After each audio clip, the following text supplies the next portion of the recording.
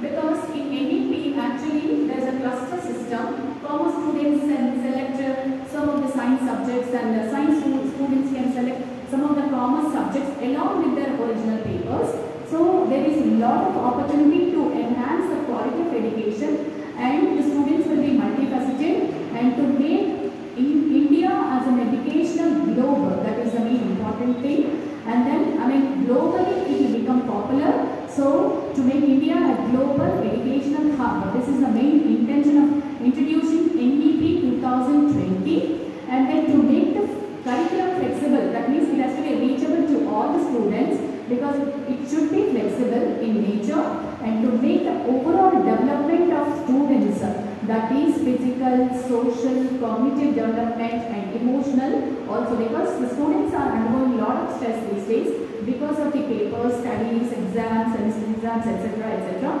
So to balance everything and to provide them with proper kind of education, which is flexible in nature, this NEP 2020 is going to be introduced, and to foster critical thinking and ethical values among the students, because which is very, very important, and overall development of the student is possible with the help of NEP 2020 in all aspects in fact. So what are the highlights? Highlights of NEP.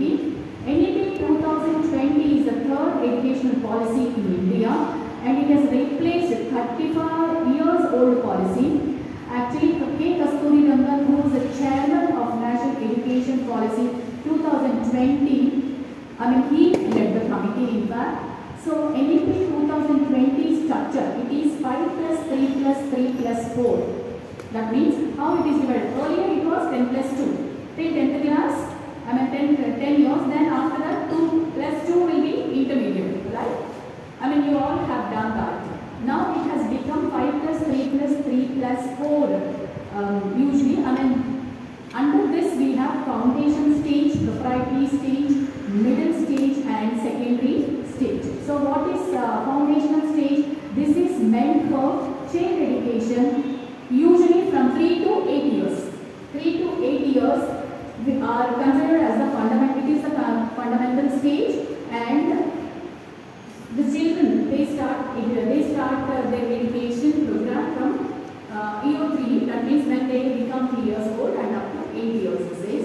Then preparatory stage. In this stage, age group of 9 to 11. This is applicable to age group of 9 to 11 students.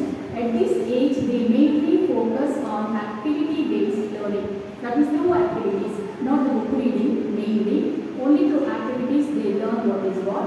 Then middle stage. Middle stage covers between the age group of 12 to 14 years students, and they focus on skill development, basic coding and vocational education. So this is meant to teach the students, especially to focus on skill development, because every child is special.